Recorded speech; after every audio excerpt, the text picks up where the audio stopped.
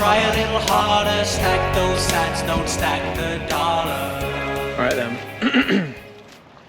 Now I've been down the rabbit hole this week, well this whole year really, and since I've been getting into Bitcoin, I've become aware of a whole new thing that I wasn't even aware of previously, which is this ongoing war between the state and the people in terms of, well, I knew that was going on, but in terms of privacy, surveillance, basically overreach from the state, like, you know, the Orwellian Big Brother versus the people.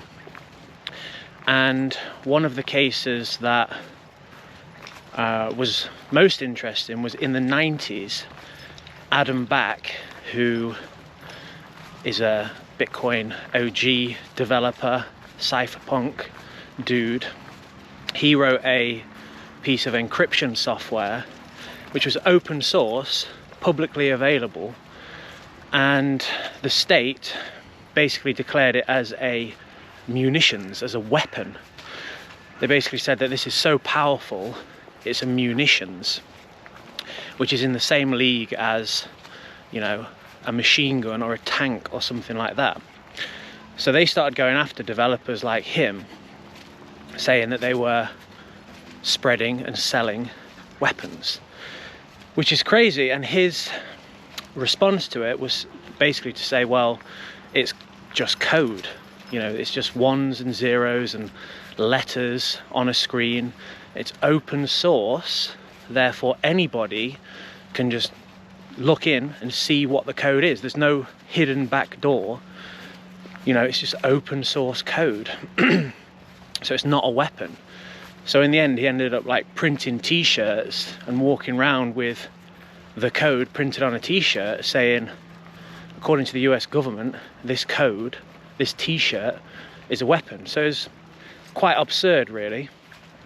But since I've been delving down the rabbit hole, that whole war is still going on. And there was another case I heard about recently, which was the Samourai wallet developers. Now these dudes, let me get their names right because I want to actually give them their names. They were open source developers. Where are they? What are their names? Keon Rodriguez and William Lonergan Hill. Now these two, this was this year, this is now, they developed a Bitcoin wallet which would increase privacy and anonymity for the users. So basically it was a Bitcoin wallet, again open source, so there's no hidden back doors, it's just out there, anybody can use it free of charge, you can see what the code is, it's public. And hang on, I'm going to be slipping here. They implemented a feature which was called CoinJoin, which as far as I know is when you send a transaction, it mixes it up with loads and loads and loads of other transactions, and basically, you know, it's like a bit of a sleight of hand, like, oh, you don't know which one it comes from, so it increases your privacy. And these two dudes are currently in jail because the state didn't like that. They basically got convicted of conspiracy to launder money because they wrote open source software, you know, where people could remain private and anonymous. And they're in jail at the minute. You know, the state will come out with things like, well, this is a tool that criminals will use, drug dealers and money launderers will use it. So it is a bit of an open topic. But at the same time, the average Joe, the average pleb, does have the right to remain private. You know, like, privacy is just a tool that we can use against state, government, corporate overreach. If we don't want our data to be collected, blimey now, I'm falling over left, right and centre. if we don't want our data to be collected, we have the right to privacy, you know, and to me that makes sense. But the state doesn't like that, so they put these people in jail on kind of bullshit charges. And there's another one going on at the minute, which is the graphene OS developers I was reading about. Basically, who were based in France. The French government's coming after. Now, graphene OS, if you're not aware, this is another rabbit hole I've been in recently. It's basically an open source operating system for your phone. Now, the normal phones we have has like iOS for the Apple iPhone and Android and all that kind of stuff. That is closed source. So we don't know what kind of backdoors are in there, or we don't know what kind of data is being collected. Graphene is a privacy-focused open source project.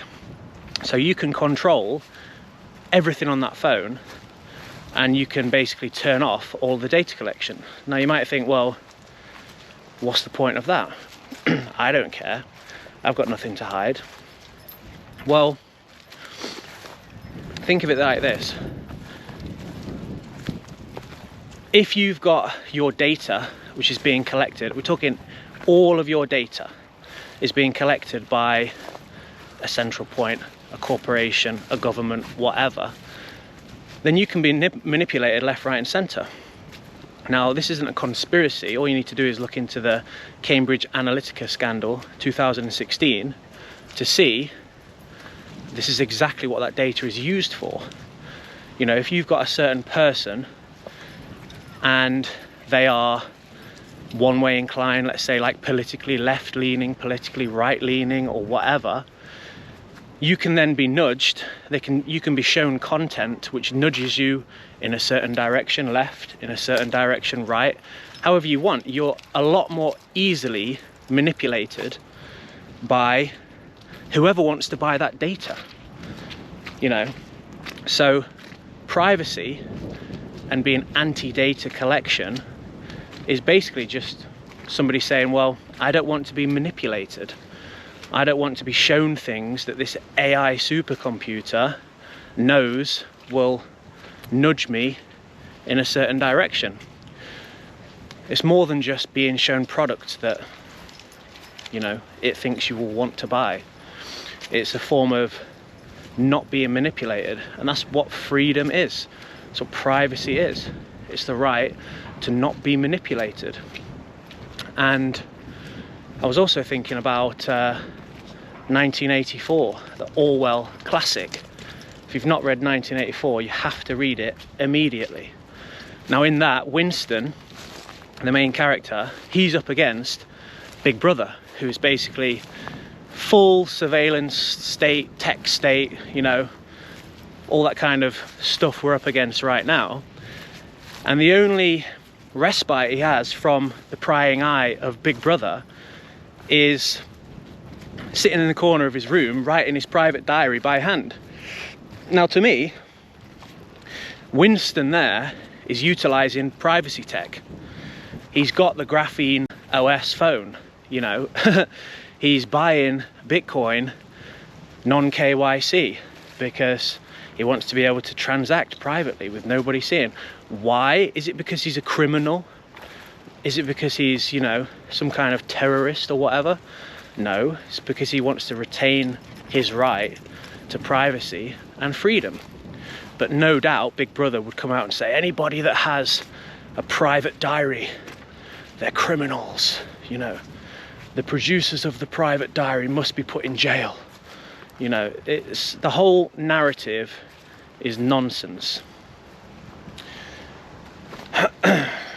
So yeah, it's a rabbit hole I've been going down recently. To me, privacy is just the right to not be surveilled by anybody. You know, and there's different levels for privacy, different, you know, you can be private about various different things. But that's a whole rabbit hole I've been going down recently. Privacy is the right to not be surveilled by anybody, if you so choose. Why? Because when you're surveilled, the data is collected, you're more easily manipulated. And people don't like being manipulated. you know. And if you think that's a conspiracy, again, look into the Cambridge Analytica scandal. It's literally what it's used for. So yes, that was my latest rabbit hole. This ongoing privacy war of people, you know, the average Joe, tech people, humanity, writing freedom tech, open source code, which has got no back doors, no nothing. It's just out there, free to use for the public to use, so they can retain some privacy, versus an overreaching big brother state. This war is ongoing, it seems. Yeah, I mean, there's many cases. The Samourai wallet developers is one, but there's another guy I was looking into called Ian Freeman, who again is in jail. Loads, there's loads. I'll drop some links below of just interesting cases in this world. Probably call it a day there, that's enough waffle. See you later. Buy a little lower, try a little harder, stack those sats, don't stack the dollar.